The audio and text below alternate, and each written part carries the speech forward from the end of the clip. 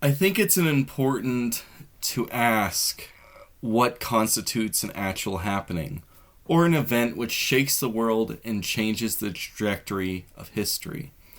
Does this event have to be the end of civilization, something that big?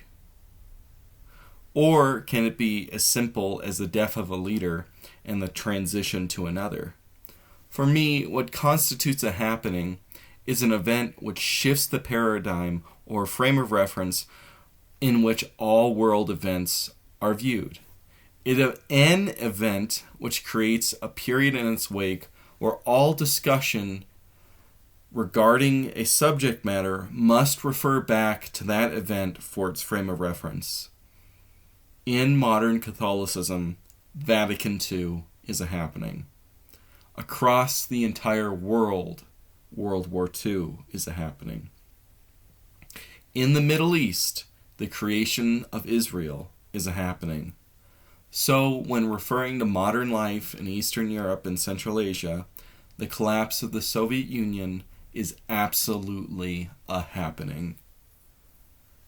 The Soviet Union was a state which constituted its power and formed during the collapse of the Russian Empire in the 1917 revolution, and cemented its power in the Russian Civil War that followed. It's important to remember that while the Soviet Union was the successor of the Russian Empire, and the Russian Federation is legally its successor organization in international organizations across the board, the Soviet Union was in no sense a Russian nationalist body. It was a confederation in which the various minorities of the Russian Empire before it were given rights and privileges over and above the Russian ethnic majority. After the Soviet Union cemented its power and came to victory in the Russian Civil War, and until the end of the Second World War, the Soviet Union would be an international pariah state. It was a socialist camp at war with the capitalist world in a millenarian struggle which it was fated to win according to Marxist doctrine. Within Marxist doctrine, capitalist states and their desire for empire make them inherent aggressors towards the socialist camp. The socialist camp was just as much as an aggressor, though, because they're seeking to foster international revolution throughout the world within the capitalist states themselves. After the Civil War, the Soviet Union became an armed camp, building its industry and military, waiting for what they viewed as an inevitable war with the capitalist powers. This war, I guess, in a sense, became the Second World War. While the fascist and other right-wing powers viewed the Soviet Union and their communism as the ultimate enemy, it was the liberal powers of the United States, the United Kingdom, and the French Third Republic, which had strained or no relations with the Soviet Union before the Second World War. But at the end of the Second War, the Soviet Union was able to conquer vast lands in Eastern Europe and Asia, and it ended up having full relations with these liberal powers that won when the fascist powers lost. Relations with these liberal powers brought on renewed trade with the largely between them and the largely autarkic Soviet Union, along with increased support for the communist movements occurring throughout the world, within the capitalist West and throughout their colonial countries and independent countries of that as well. There was this mass rise of support for communism, and it gained a lot of popularity. Some of this was, completely independent of the Soviet Union, and some of this was directly sponsored by the Soviet Union, both overtly and covertly. Importantly, the Soviet Union was able to expand its hard power after the Second World War, and it was an incredibly strong military power upon the world stage. Its borders moved westwards, taking territory from Finland, Poland, Germany, Romania, outright annexing Lithuania, Latvia, and Estonia, and it was able to install client communist states, in Poland, East Germany, Czechoslovakia, Romania, Hungary, Bulgaria, and North Korea. And it aided the communists in the Chinese Civil War and may have tipped the balance to create another communist great power in the form of Communist China, which exists to this day beyond the collapse of the Soviet Union itself. When creating these states, the Soviet Union imposed revolution on them top-down in Eastern Europe. The Soviet Union was clearly an occupying power, imposing these oppressive regimes primarily to serve its own goals rather than the hopes and goals of the indigenous populations of Eastern Europe and North Korea. And in doing so, the Soviet state created a great burden for itself.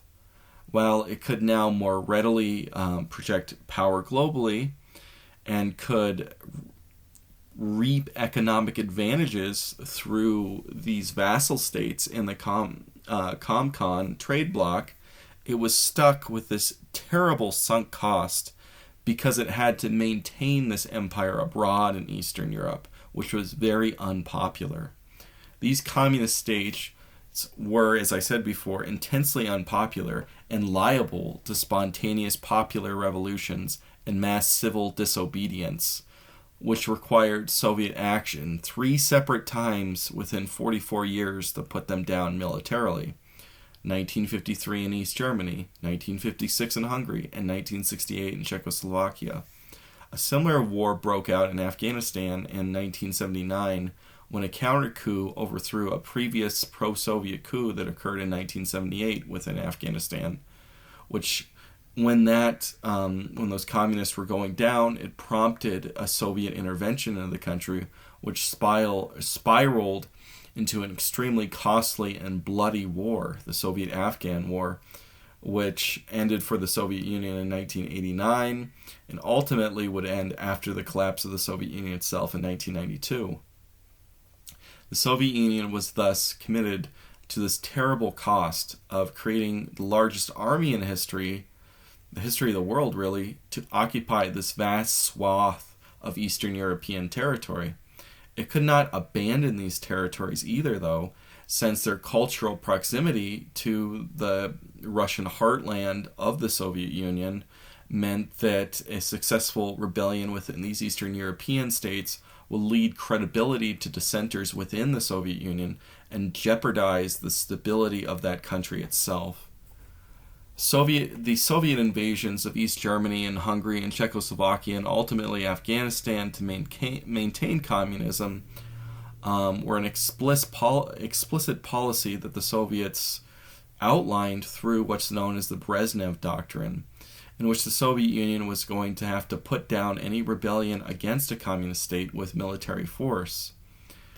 It was not lost on the people of the world that these invasions in reality were just as imperial as any military action by any colonial power. For example, the military reaction by the Portuguese Empire towards colonies in Angola and Mozambique, or the French Empire in Vietnam or Algeria. The picture this drew of socialism, then, was an ideology which is imposed on a peripheral nation by a powerful outside empire, rather than some kind of popular ideology of the people which seeks to liberate them from the constraints of oppressive economic conditions, what socialism identifies itself as. So that's a contradiction at the heart of communism, which really delegitimized it as an ideology, because its lofty goals of earthly utopia were in reality seen to be this oppressive and contradictory system.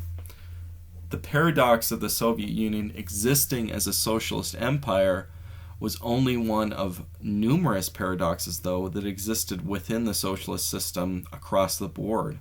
Another paradox of communism, or Marxist-Leninism, if you will, is how authoritarian it is.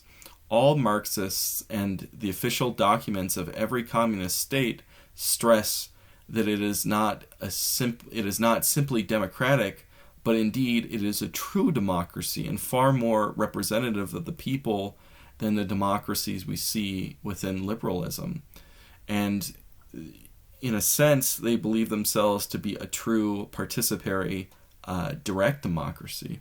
So according to Marxist theory, Soviet-style or council democracy is a mass democracy in which all organizations in a society are organized upon democratic lines, in which there are representatives of these directly elected councils called Soviets. These Soviets would then be represented in a single country-wide legislative body. In the case of the Soviet Union, the Congress of Soviets, which later became the Supreme Soviet. Each of the members of these councils, from the lowest to the highest, had to be a member of the sole legal party in the country, the Communist Party. This is where the term single-party state comes from. In the Communist Party, that's where the greatest power structure for the nation subsists, but there's actually a hierarchical constitutional hierarchy which exists outside of the Communist Party. There's these positions within the legislature and bureaucracy which are completely separate from the organization of the Communist Party itself. I like to call this distinction the de jure government versus the de facto government. The de jure government is the one that has these mandated positions which are supposed to legally be in charge. These official positions within the Soviet cabinet and within the Soviet legislature. And then there's these de facto positions, and that is where the real power is held, and that's the hierarchy of the Communist Party itself. So in every case, one in order to climb the structure of power must really be a member of the Communist Party. And the Communist Party, even if there's these positions outside of it, say like the president of the Soviet Union, the real power is the general secretary or head of the Communist Party. And in order to advance in your career to any higher level beyond kind of an introductory level, even becoming a mid-level manager, you really have to join the Communist Party to get anywhere. So advancement in the communist government, in the Soviet government, is rather like advancing in a corporate power structure, or advancement is achieved through connections outside of the formal structure within their connections in the hierarchical Communist Party structure. This dual division of power is seen most explicitly with there being a head of state or head of government within most Leninist states, but the real position of power isn't that position, but rather the head of the Communist Party, the general secretary of the Communist Party. The leadership of the Communist Party heads the Politburo of the Soviet Union, which is essentially like a cabinet in the United States for the president, and the cabinet answers to the general secretary. And so you have all these overlapping positions of the de jure state roles and positions within the Communist Party as its leadership. And so what ended up happening is that the Politburo is kind of like the Catholic Church college of electors, and the Soviet Union, in a sense, then, with the Politburo, evolved in what you could say is an electoral monarchy type of government. Because what ultimately is the deciding factor in deciding the general secretary is who is a part of the Politburo, and the Politburo, on the death of a general secretary, elects among themselves the new general secretary, and then the general secretary will decide who becomes the members of the Politburo. The general secretary ruled the country as a centralized leader who had a great deal of discretionary power and who would reign until their death. He appointed members of the Politburo who then elected the successor from themselves. Here's this thing that you will see here, and is kind of a universal within all electoral monarchies, is that they kind of become this gerontocracy, or rule of the old. The monarch rules on to his death, and then he selects his peers and proteges from younger people, but because they are selected at a younger age, they age up with the monarch before he dies. And so you just kind of have this aging spiral where the monarch themselves and everybody they select ages up. And then you have this selection bias where in order to control the power of any one monarch, you want to choose somebody who's old or near death. So outside of this natural progress process of aging, linked within the system, factions within the electors often choose compromise candidates, this is what I'm talking about, who are old and expected to die soon, and thus they're less capable of taking consequential action. And this prevents different factions within the Politburo or within the college that elects the monarch from really being able to push their power and punish the other. Is a kind of status quo which keeps the system rolling. The strength of an electoral policy then, or polity, is that it creates this stable system within electoral monarchy, which is not subject to generating these powerful independent leaders who would impose radical changes and put the system in danger. The downside with this type of government is that it will tend to not have these said leaders who have the ability to do such a thing and address problems and enact change which is needed. And so it puts a monarchy like that on this trajectory of stagnation, and that you have this stagnation of ideas that occurs. And you could say in the Catholic Church, this is actually a really good thing, is that it makes reform very difficult in the Catholic Church, because the purpose of the Pope is to defend orthodoxy and guide the faithful.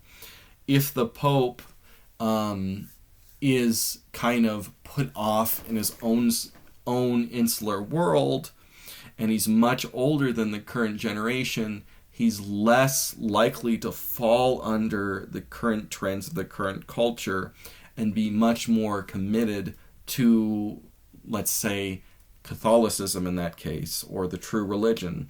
The Mormon Church actually kind of runs this way as well.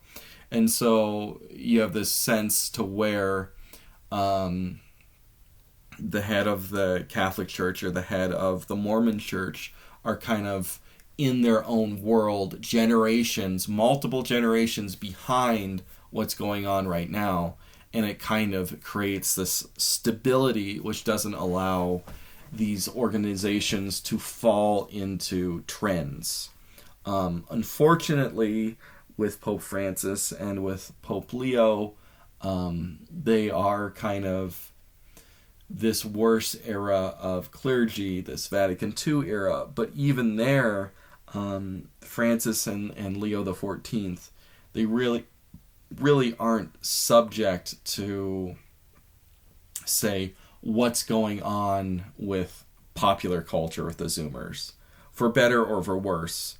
And they really aren't subject, and I'm talking like emotionally, they really aren't subject, like Paul VI and was not subject to the movements of the hippie generation.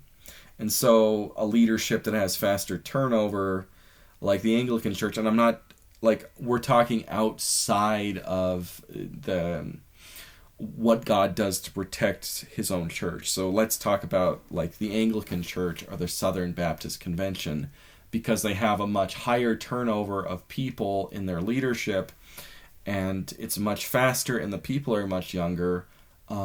There's been this falling into trends with those type of churches, much more so than with the Catholic Church or the Ecumenical Patriarch in the Eastern Orthodox Church, or with the leadership of the Mormon Church.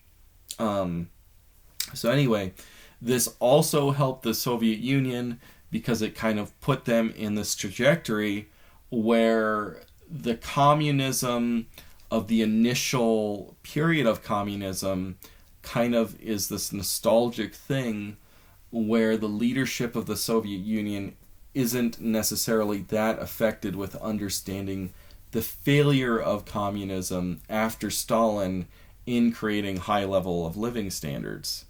And so Brezhnev and the era of stagnation, we can really kind of see this as this kind of like era of neo-Stalinist nostalgia, which is like this own bubble, which is keeping the Soviet leadership pure despite the obvious failures of communism to achieve an earthly utopia. And so, talking about the reign of Brezhnev, who held power in the Soviet Union from the age of 57 to 75, with his health declining rapidly and his mental capacity to govern the country declining, you have this kind of like bubble effect, like I was saying.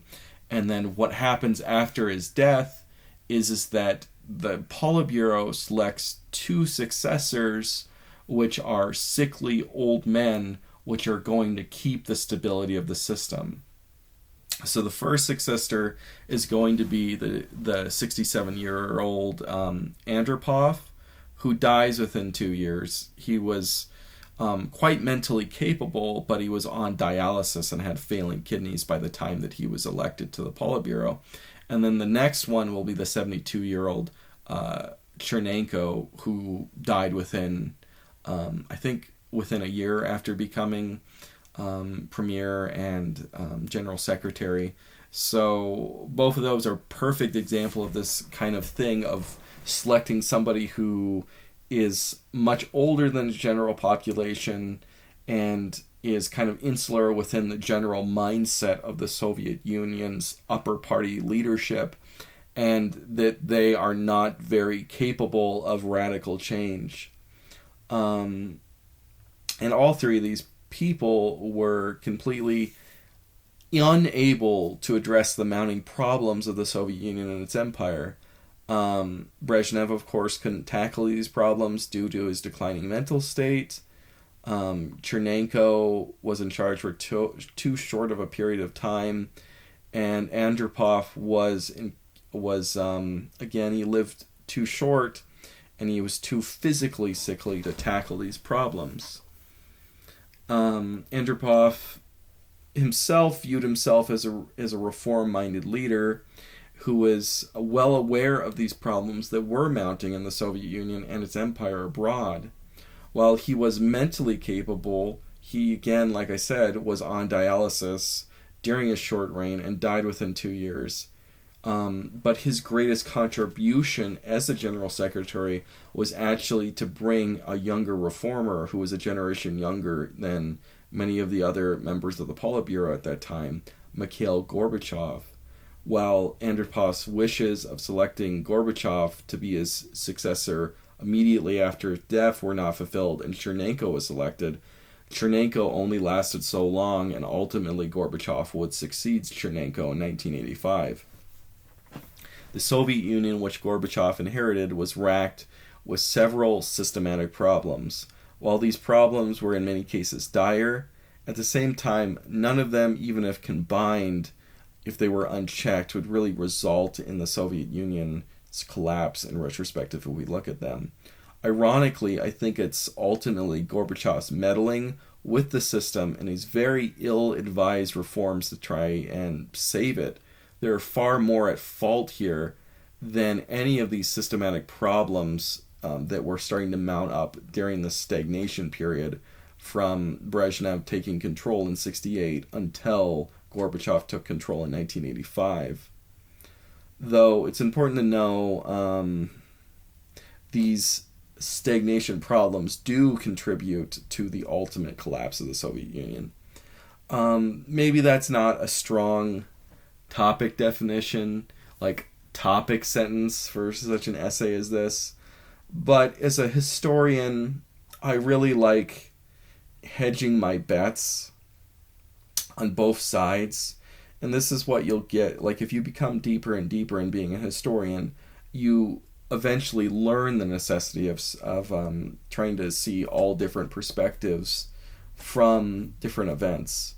So I'm sorry if it sounds kind of weak hedging my bets there, but I really do think that the reality is that the center of the collapse of the Soviet Union hinges upon Gorbachev as a individual actor within history, a true shit man of history. You could say there's these great men of history, you know, your Alexander the Great, your Napoleon, dare I say, your Hitler, your Nasser, your Tito even, your Stalin even, right? But I think that there's also these unique men who are focal points of history due to their incompetence, and I think they're shit men of history, and Gorbachev is a shit man of history. It's common knowledge that the Soviet Union's centrally planned socialist economy was incredibly inefficient. The Soviet Union had a highly controlled market which did not allow goods' true value to be assessed in relation for the demand for those goods. The Soviet bureaucracy simply produced goods in relation to what they believed the need for these goods was. So when this came to the military and the heavy industry in general, it wasn't really that problematic, and the Soviet Union was able to build this massive, capable military machine in its heavy arms industry. Its military goods and hardware were actually pretty profitable on the export, and they continue to do so through the transition of the collapse of the Soviet Union into the modern Russian Federation. And they're very high quality. You could say that compared to Western military hardware, right? Soviet hardware is less, maybe more crude oftentimes, but it's also extremely reliable, and you're getting your money for what you're getting. It is very cheap compared to how reliable it is and how capable it is. The military industry took up a substantial part of the Soviet economy, and the people of the Soviet Union were dependent upon this military buildup, economically speaking.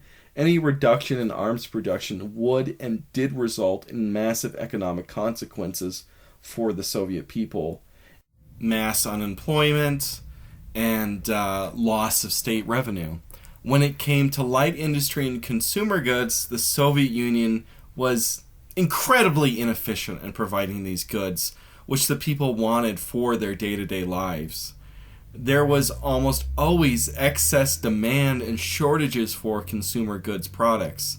The goods which the Soviet Union did create in the sector were limited and often of lower quality compared to the goods from the Asian tiger economies in the West, led into an intense thirst for Western and East Asian imports of consumer goods within the Soviet Union and the Eastern Bloc at large. The Soviet agricultural industry was also inefficient with collective farms and central planning. Part of that has to do with the central government prioritizing heavy industry and urbanization in general throughout its history, but most of it has to do with having large, inefficient farms following bureaucratic dictates. The most productive sector of the Soviet agricultural sector was always actually farmers' own gardens, as they would eventually be allowed to grow their own privately managed gardens, which were subject to normal market processes. And these gardens, despite being only a fairly small part of the total cultivated land of the country, made a hugely disproportionate part of the Soviet agricultural sector. The Soviet Union overcame its shortcomings in consumer goods and agriculture by just trading for these products with natural resources outright internationally, in particular trading their oil and natural gas. The Soviets would sell oil and natural gas on the market and receive hard currency to pay for consumer and agricultural goods. Through the Brezhnev era, the Soviet Union was increasingly saw a higher standard of living, which was rising and brought on a lot of prosperity, but that was mostly from the importation of food and consumer goods from abroad, which was bought off the backs of oil and natural gas.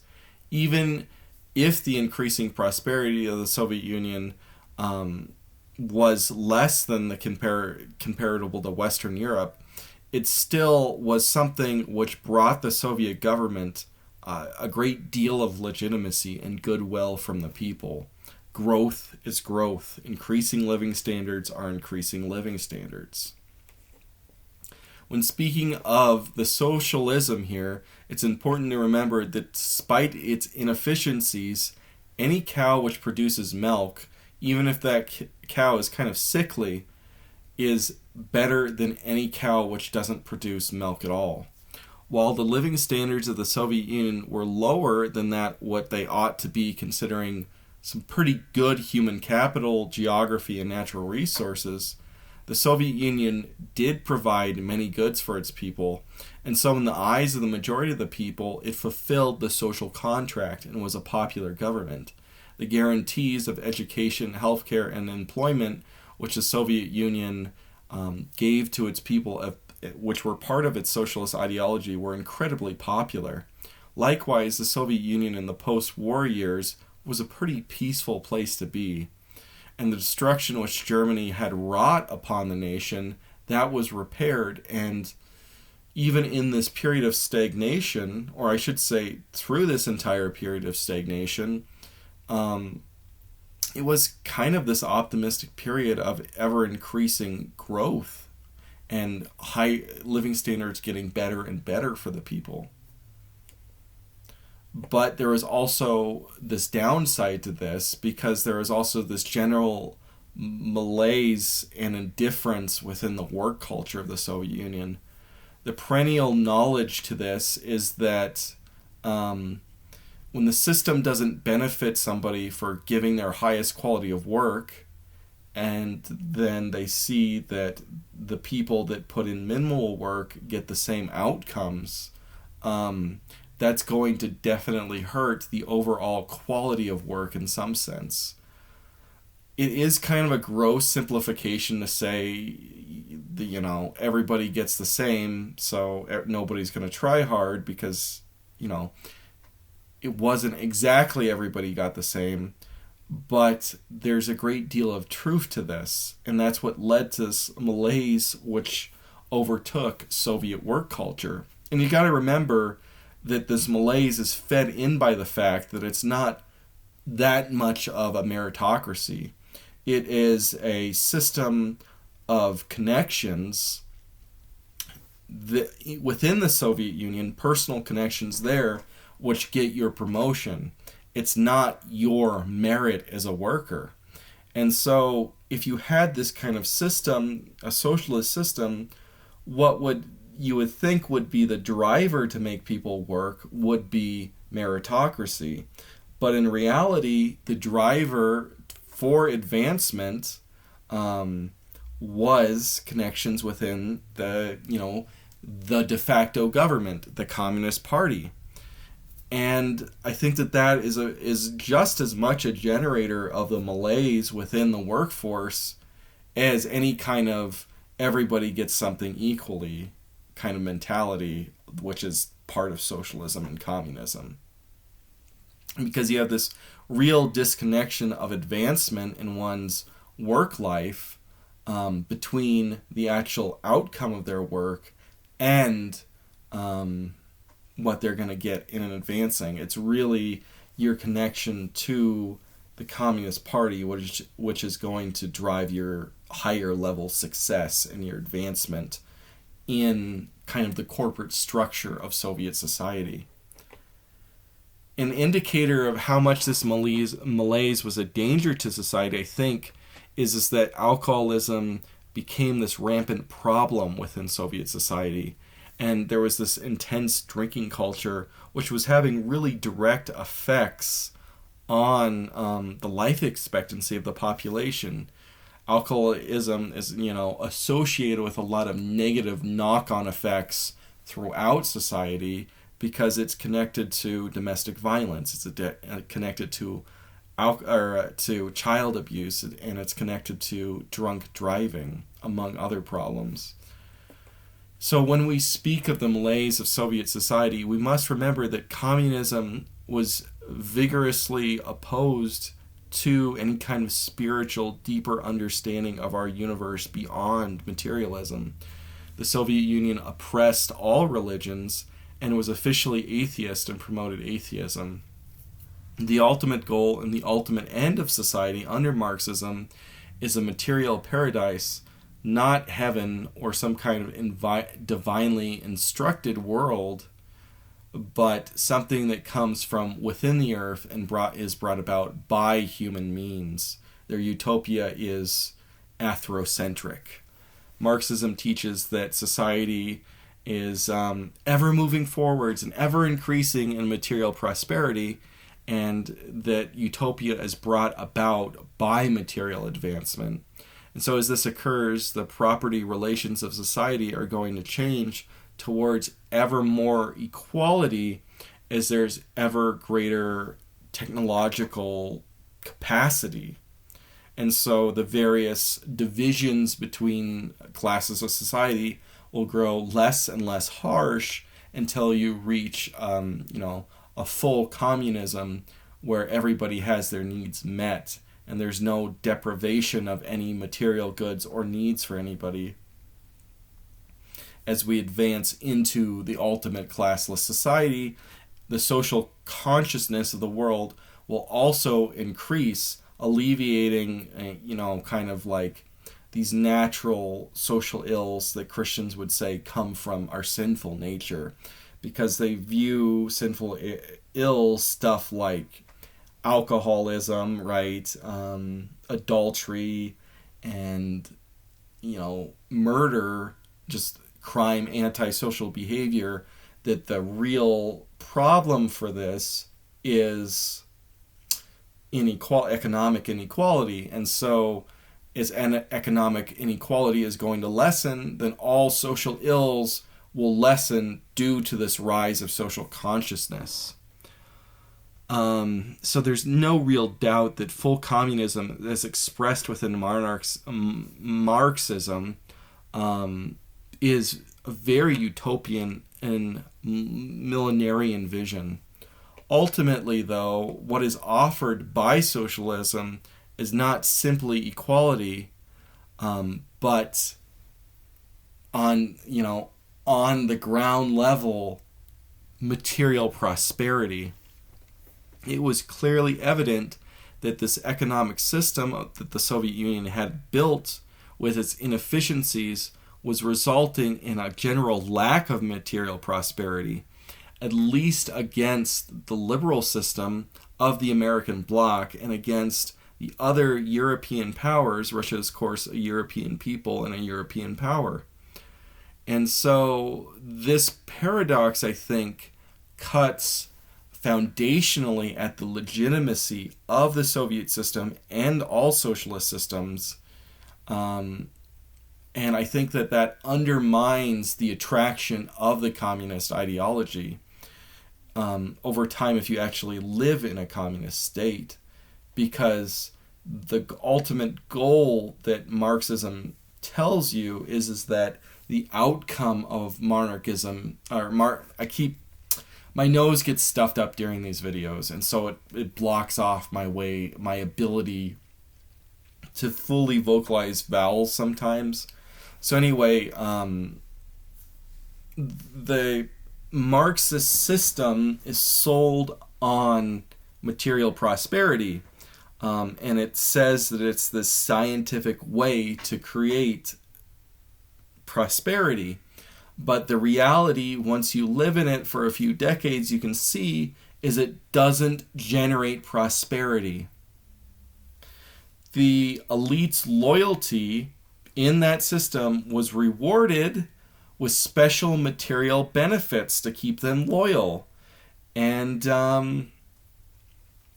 the Soviet and Eastern European elites became this nomenclatura class of these people that are rewarded through their loyalty to the system with higher prosperity. The nomenclatura were a corrupt class who could receive many benefits due to their higher positions in society, which was not afforded to the populace, the general populace.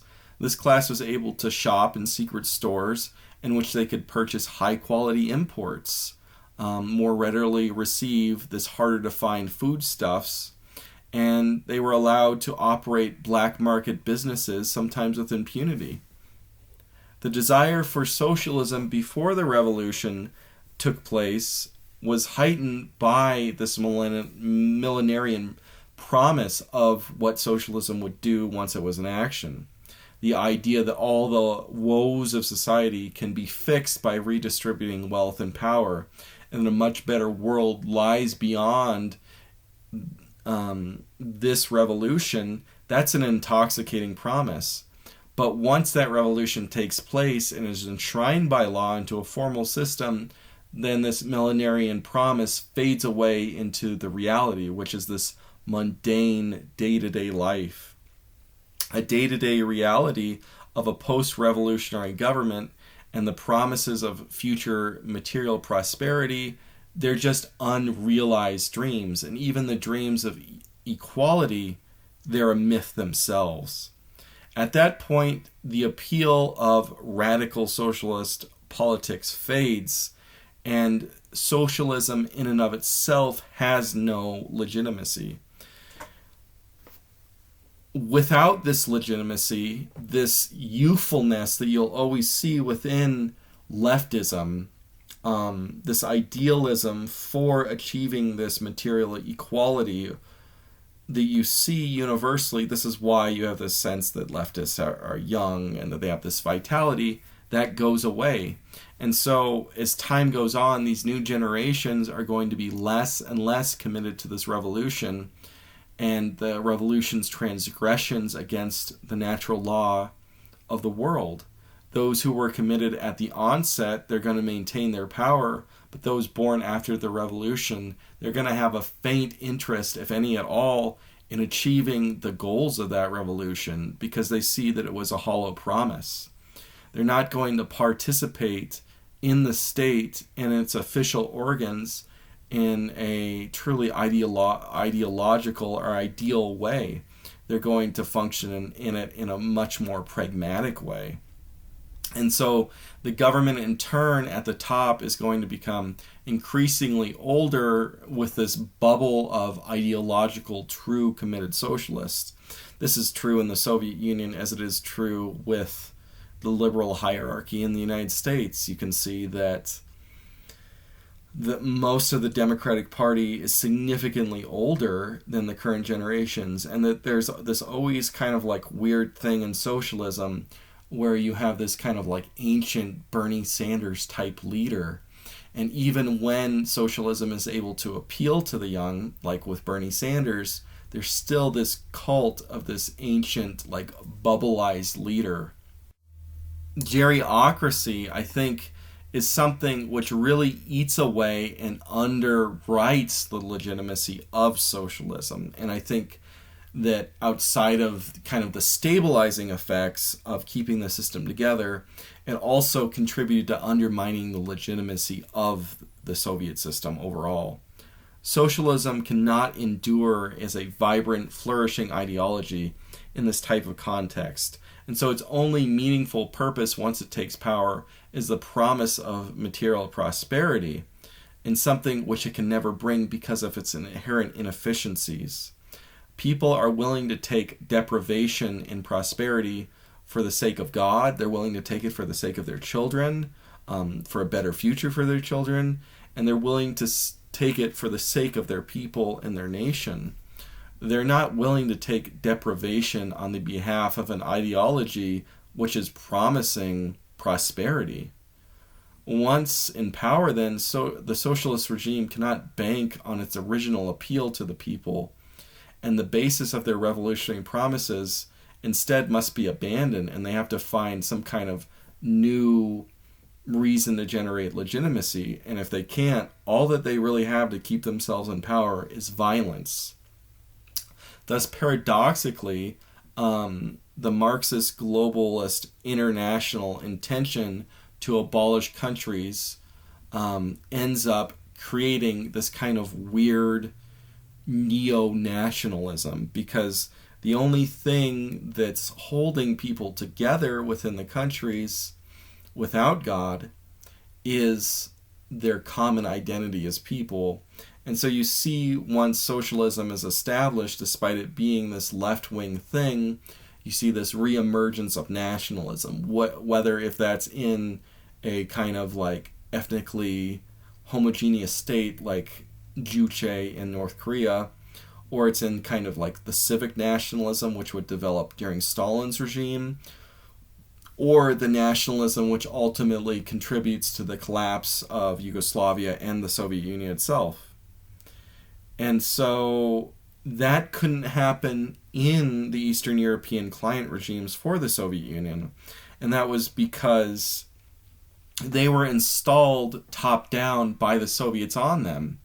And so while in the Soviet Union there could be this kind of civic nationalism that held the system together, and that there's this nationalism we see in China and in North Korea and in Vietnam, in these communist states that continue to this day, there was never this civic nationalism or this outright nationalism in like Juche that's able to develop in Eastern Europe outside of the Soviet Union proper. And so in their case, the only thing that could help prop up the regimes in Poland or in East Germany or in Czechoslovakia was fear and violence. And so that really led to this ticking time bomb, because Eastern Europe is this gigantic sunk cost fallacy for the Soviet Union. And the only way that they can keep it is through military commitment and occupation indefinitely.